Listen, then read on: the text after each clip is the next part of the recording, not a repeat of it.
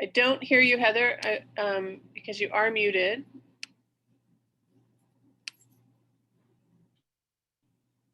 I have a bad connection, but yes, I can hear you. Okay, great. And so if you just want to give us, I don't know how much you heard of the housekeeping issues, but if you have some technical stuff, you can private message Jen, or if you want to send me a question to ask anonymously, you can do that as well. And we are recording, so you can, I see your camera is off. You can also change your name if you don't wish to be identified. I'm not really even sure if the little, like if your pictures show up or if they just do the, you know, the PowerPoints, but you do have that option anyway. And you just go to the 3 dots. Okay, so I guess the first thing I just want to talk about is that if Prince Edward Learning Center is offering this information session as just that, information. We are not pro anything. We're not anti anything. We're pro information. And so what we want to do is be able to offer some quality information. There's a lot of information on the internet that is not quality, and we wanted to balance that. And so we've asked the Hastings Prince Edward Public Health to join us and to answer some questions and give some of the newest, I guess, information. So if we could just respect the fact that people may have different opinions, and but everyone has a right to ask questions and to get those, you know, the best answers that they can. So just a little background about PELC. So we are an adult literacy and essential skills training program, and we create a safe, creative, person-centered environment for lifelong learning. We support all our students who are pursuing learning goals through programming that increases their literacy, contributes to educational upgrading, supports community involvement, and assists with access to appropriate employment training. So basically what we do is we help people upgrade their literacy and essential skills. We help people complete their high school, get their GED, or prepare for college. We help people prepare for employment through apprenticeship, skills training, or linking with employers. We help people to build personal independence and support self-advocacy through activities such as driver's license acquisition and health and financial literacy. And then we help clients with systems navigation. So helping people to maneuver their way or navigate their way through different processes, like applying for ODSP, or how do I get my SIM card or my birth certificate if I lost it, or anything that can be a barrier to a goal, we will help with. And we just wanted to put up all of our the ways that you can find us. So we do have a website, we have Facebook, TikTok, YouTube, Instagram, and Twitter. And we are located at 97 Main Street, Unit 10, between Rexall and the Laundromat.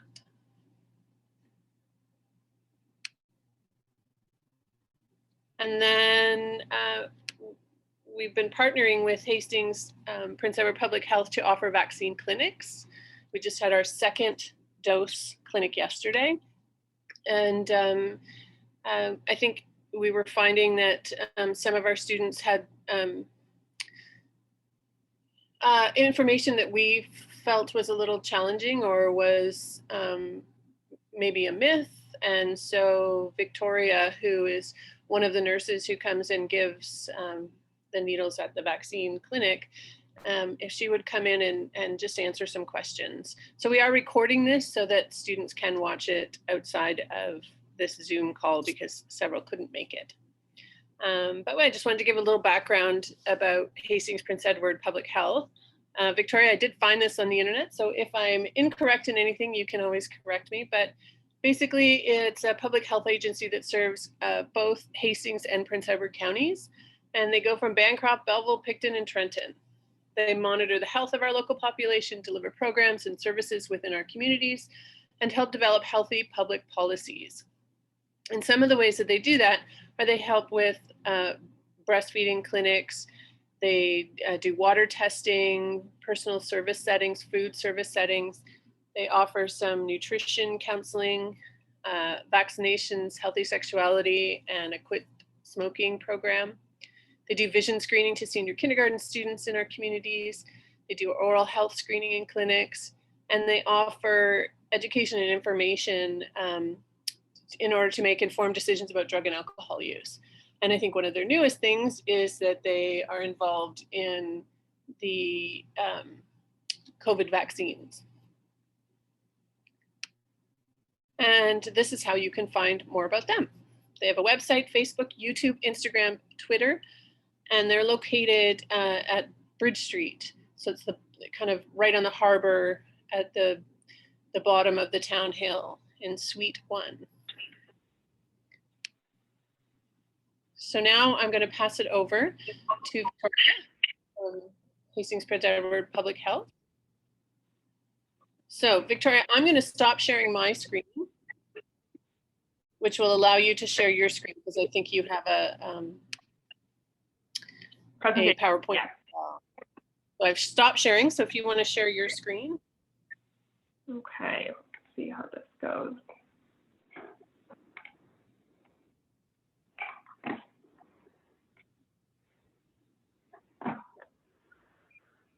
Oh, it's always the fun part.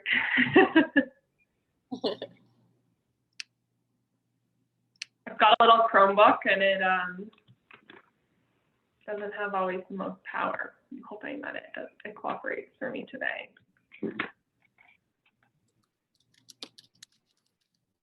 Maybe while you're trying to do that, Karen, or sorry, Victoria, could you also just maybe talk a little bit about what your qualifications are? I think you're a public health nurse. I don't really know what that means, but how long you've been doing the working within COVID and.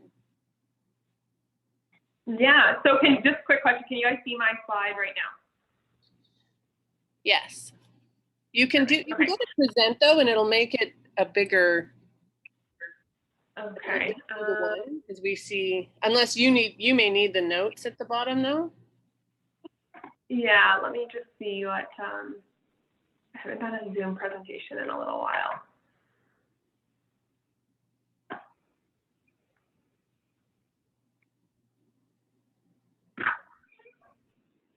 Okay. Can you see my notes or you just see the main presentation screen? We just see the main presentation.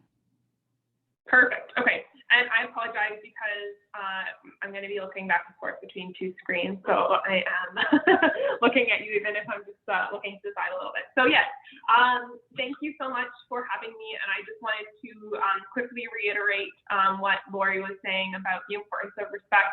This is a judgment-free zone. I'm not here to convince anyone of what you should or shouldn't do. And I understand that everyone approaches the medical system and the institution with different experiences and different backgrounds. And not everyone has always felt safe in healthcare environments. So I want to just note that we're coming into this session from that position and that this is not a binary of good, bad, depending on your decisions. I'm just hoping to help you have better tools when you walk away from this session to help understand if the COVID-19 vaccine is right for you. So yes, my name is Victoria. I am a registered nurse, and through that qualification and designation as a registered health professional, I am a public health nurse with Hastings Prince Edward Public Health.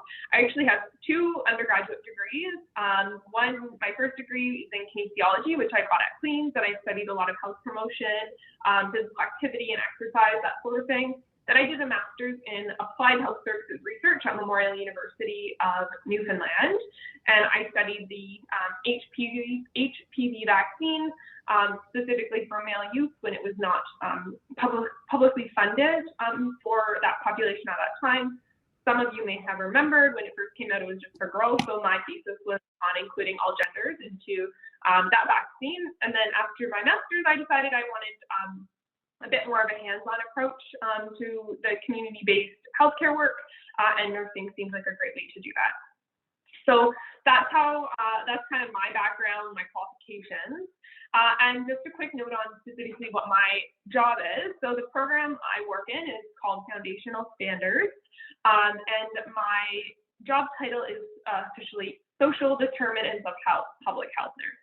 So my focus within that role is working with community agencies, both like externally and then working internally within public health as well, to help people understand how income, housing, social support, racism has an impact on people's ability to live fulfilling and healthy lives.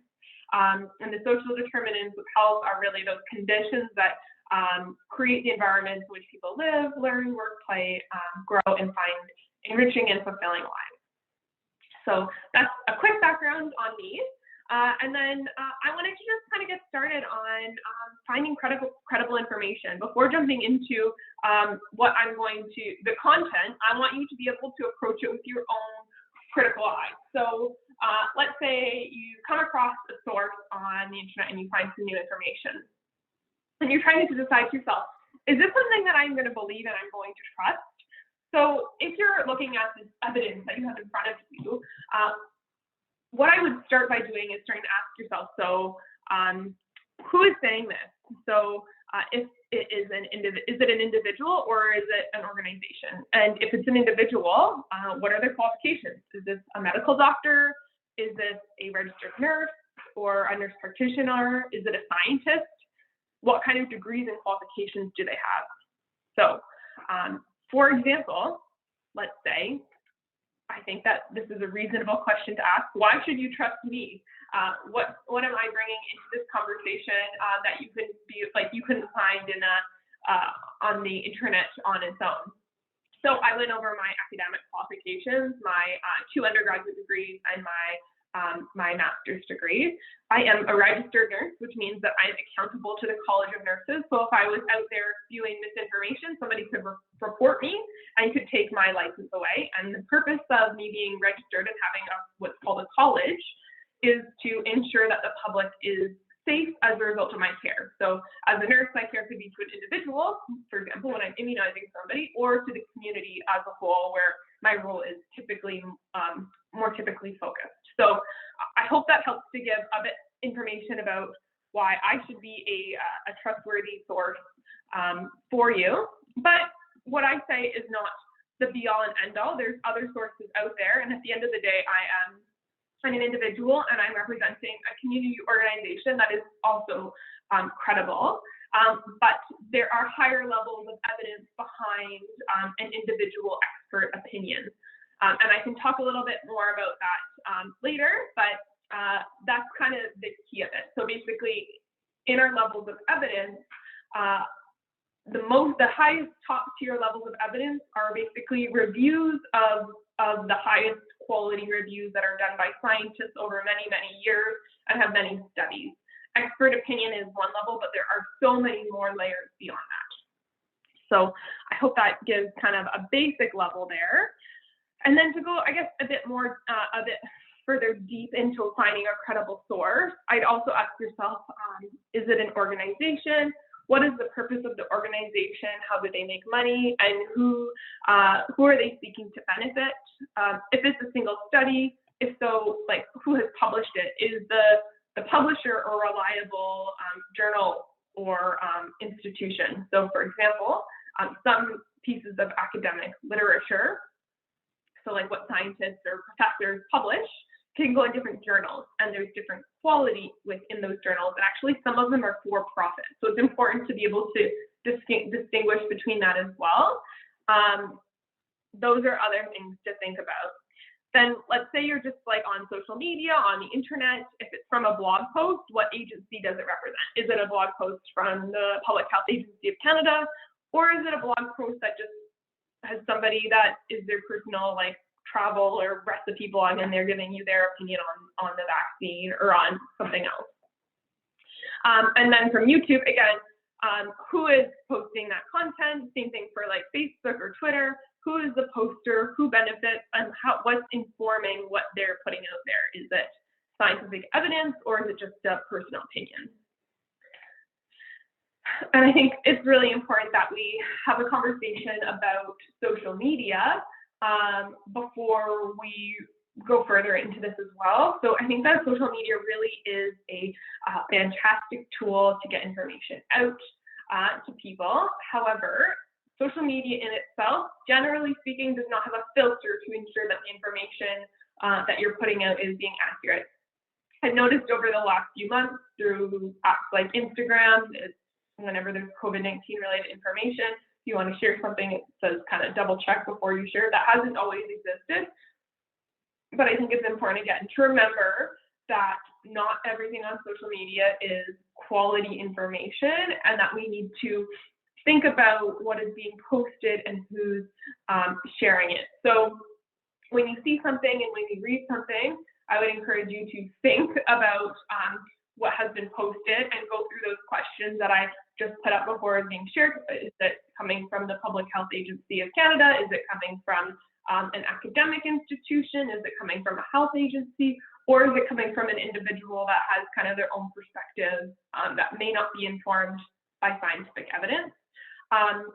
So think before you're sharing, because when you're sharing something that is not that is misinformation, then you could be contributing to the problem of perpetuating things that are not true. And just continue to be critical of what you read. And then I just wanted to also make a note about misinformation. I think it can be really hard to tell what is like true quality information and what is not. And some people are really good at making information not look like, or making it look like it is coming from a good source when in fact it is not.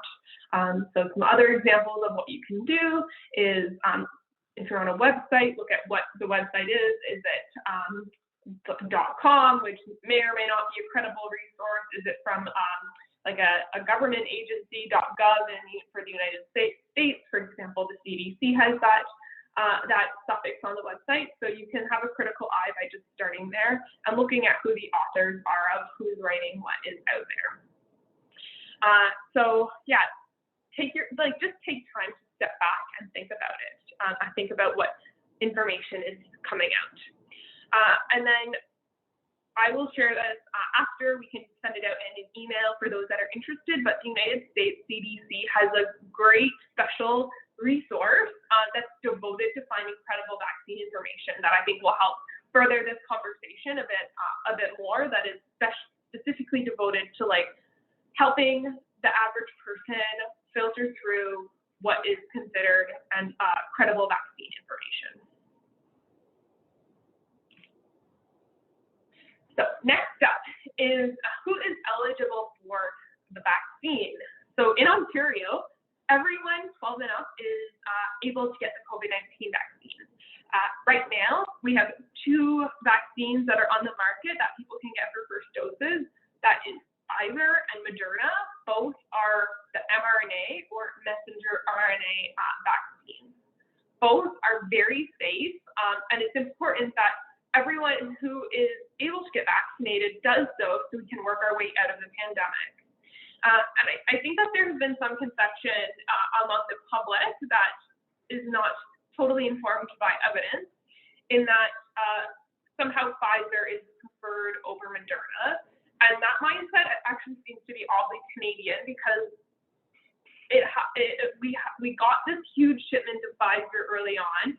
The Moderna supply wasn't coming through as quickly, so more people got it, and people just assumed that because that was the one that was more available was somehow safer. That is not true. They both have like very similar, if not the same, safety profiles. And it just happens to be that Pfizer was a little bit quicker in getting their approval, and were able to get testing done in youth in the 12 and up age group, which is why they're the vaccine that is approved for 12 and up. I anticipate we will see Moderna available for 12 and up at some point in the future. I believe they're working on testing that right now, but it doesn't have anything to do with the safety. It just kind of has to do with the timeline of the testing of these vaccines and their ability to get them licensed for the public.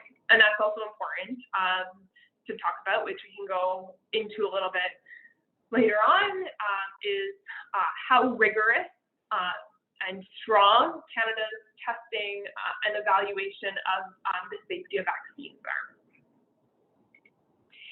So then I talked about who should get the vaccine. So this is a very general list. I'm trying to make the point here that basically everyone should get vaccinated.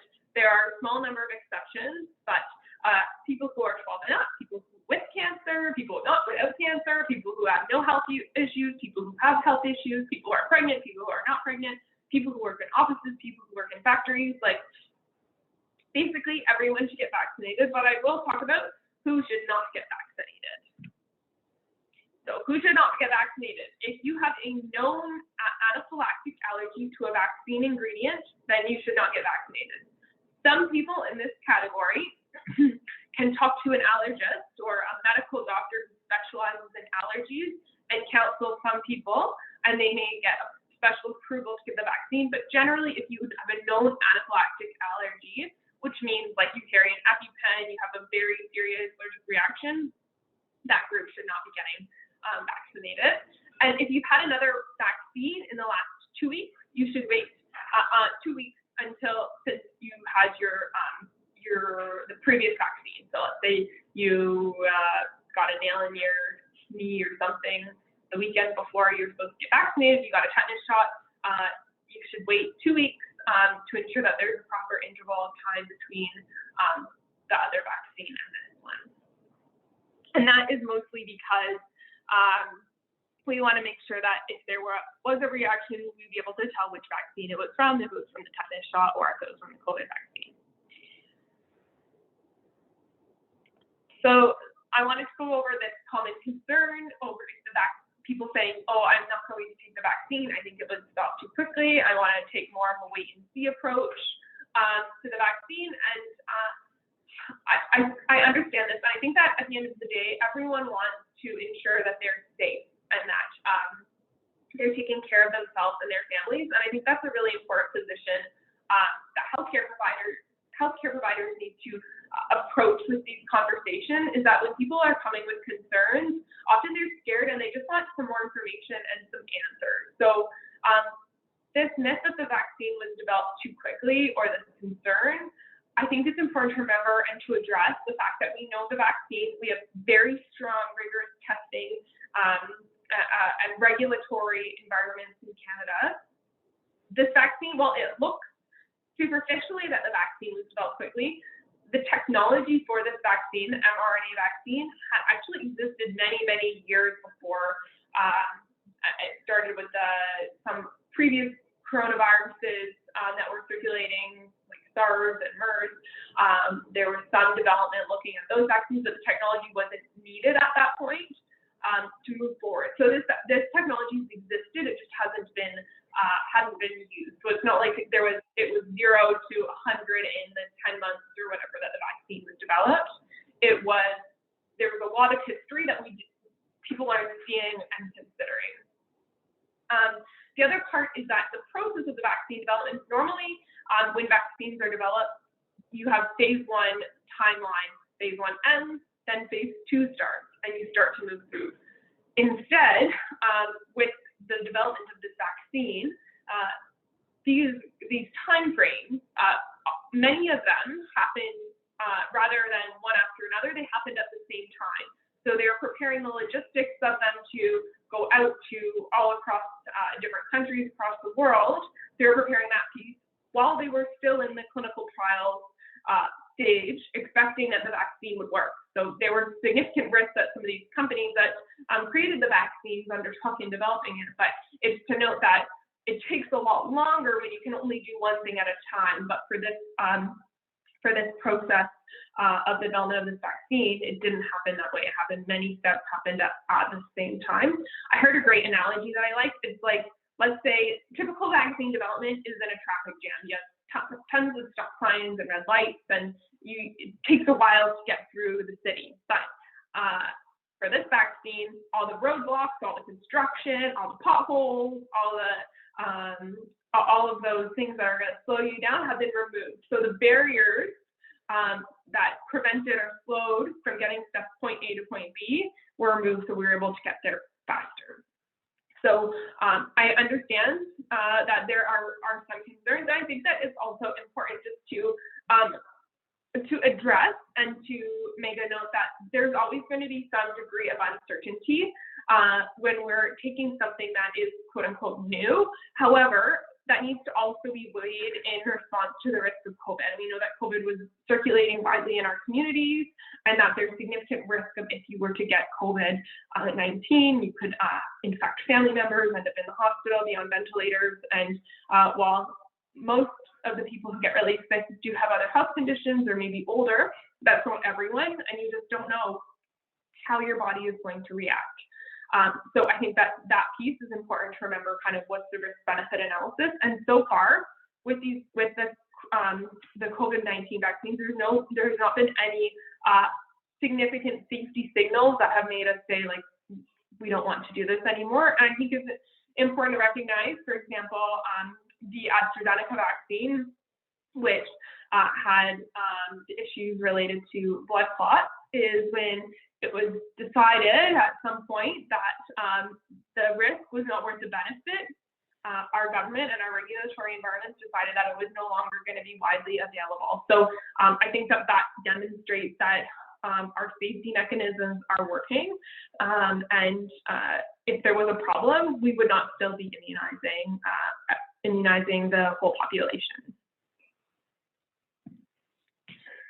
And then a couple other common myths and concerns. There's been some things circulating on the internet on that the vaccine could cause infertility. So I just want to note that the vaccine is totally safe if you want to have a baby one day. The vaccine, there's no evidence that the COVID-19 vaccine has any problems in pregnancy, and it does not affect fertility or, for men or women.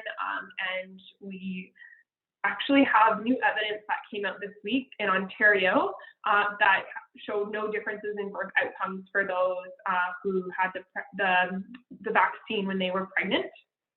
One other thing to note on vaccination in pregnancy is that people who are pregnant are more likely to end up very sick, meaning that they could end up in the hospital or in the intensive care unit. So it's very important that people who are pregnant are getting vaccinated, and there's even some great evidence that the antibodies could be passed on to babies as well through breastfeeding. Another myth is, could the COVID-19 vaccine alter my DNA? No, it cannot. The vaccines don't change or interact with your DNA in any way. The vaccine develops instructions for genetic material to our cells, start building protection against the virus, but this material never goes to the nucleus of the cell, which is where the DNA is kept. And I also want to make a note here. I have a reference underneath if anyone is interested from the US CDC, which has great, very accessible context showing kind of what is debunking some myths and facts related to the vaccine. So I don't know if anyone is interested or willing in participating, but I have a little true or false exercise. I don't know, maybe people can put it in the chat. But I have some true or false questions. So true or false, pregnant people should not get vaccinated for COVID. I'll watch first to see if I can see a chat box. Is there stuff coming up?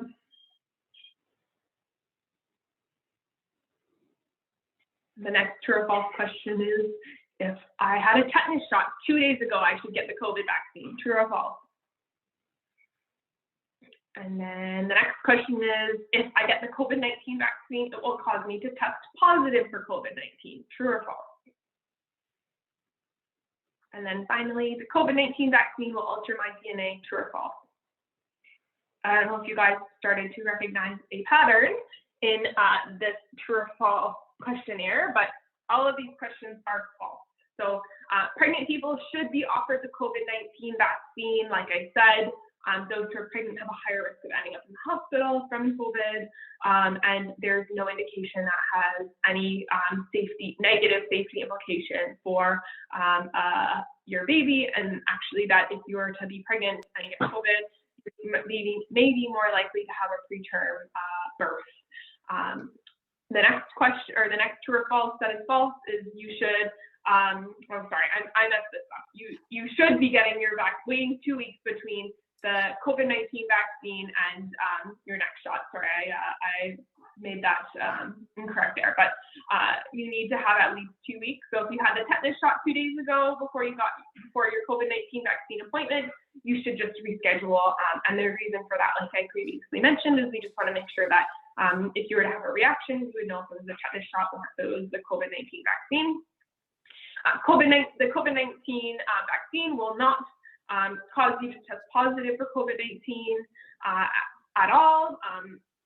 Some people in rare and very uncommon circumstances could get COVID after you've been vaccinated, but that's not the vaccine causing you to test positive.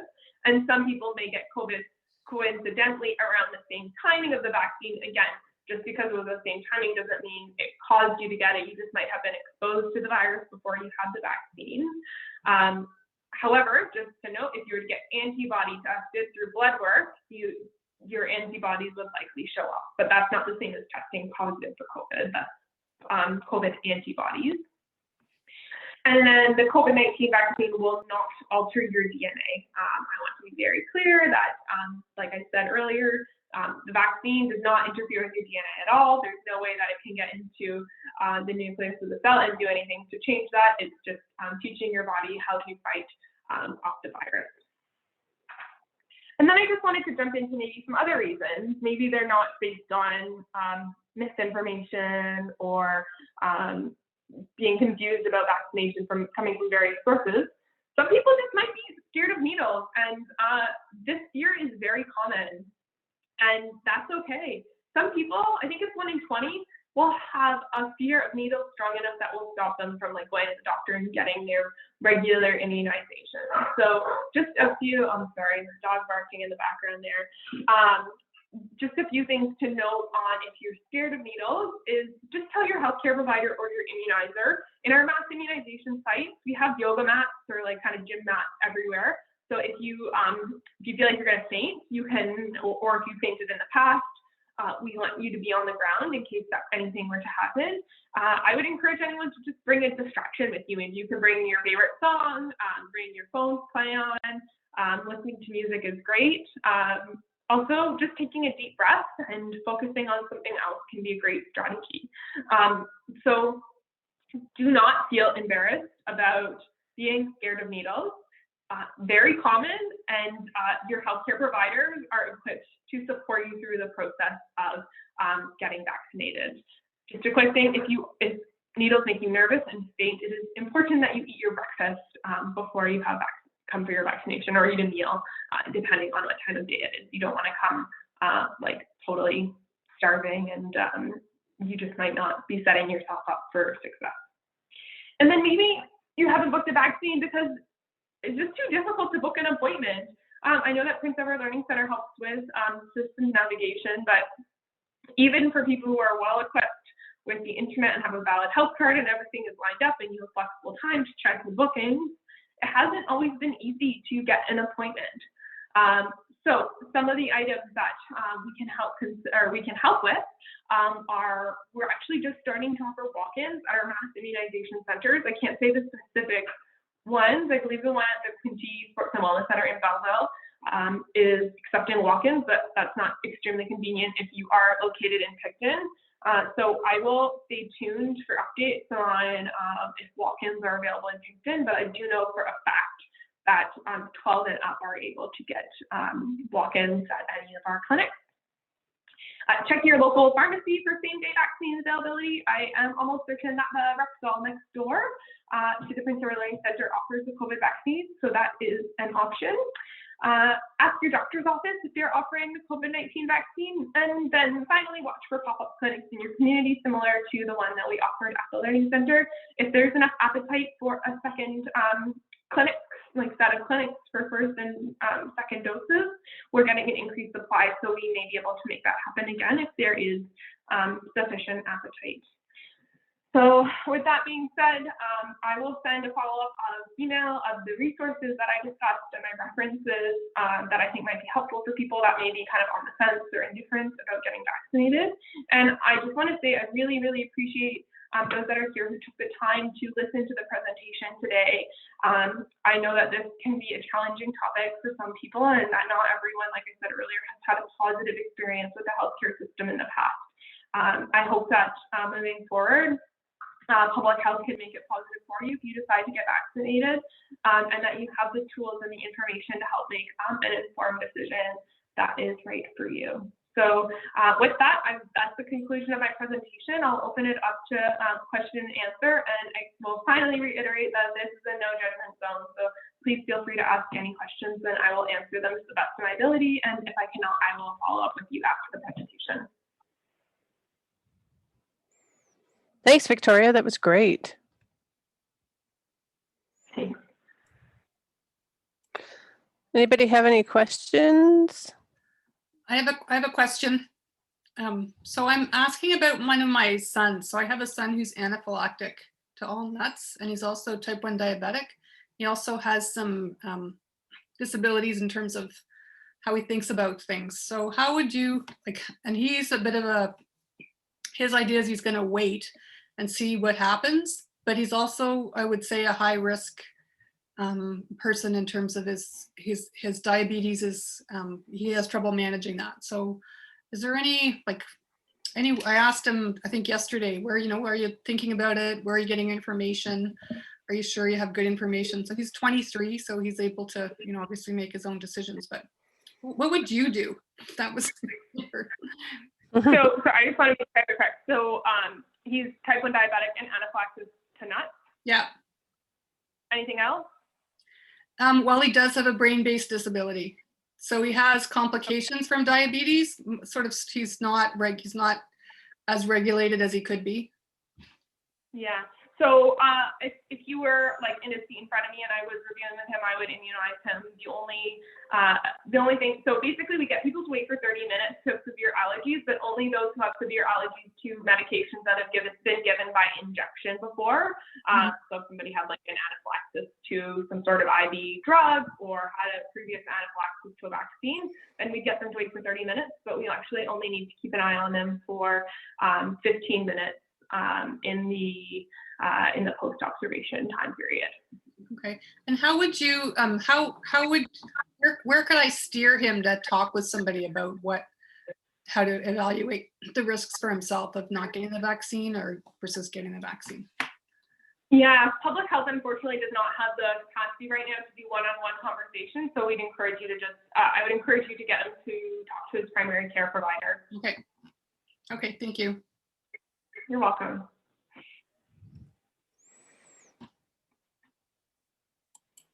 Any other questions?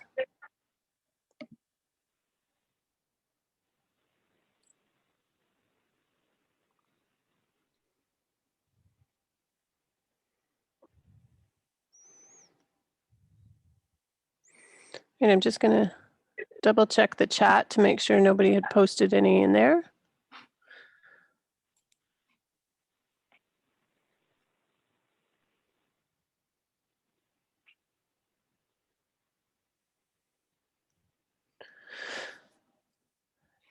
No. Okay. Well, I think if no one has questions, thanks, Victoria. That was really informative, and thanks for allowing us to record this, everybody, so that we can share it with students who are unable to make it today. Yeah, I'm just glad to be able to provide some extra information to students, and yeah, reach out to me if you believe there becomes an appetite for another clinic. Awesome. Okay, well, thank you everybody for joining us. Heather, thank you. I know you're new to us. Your name is new to me, so thanks for coming in and joining us. We appreciate it very much. All right. Have a great day, everybody. Stay safe. Thanks. Bye-bye. Bye.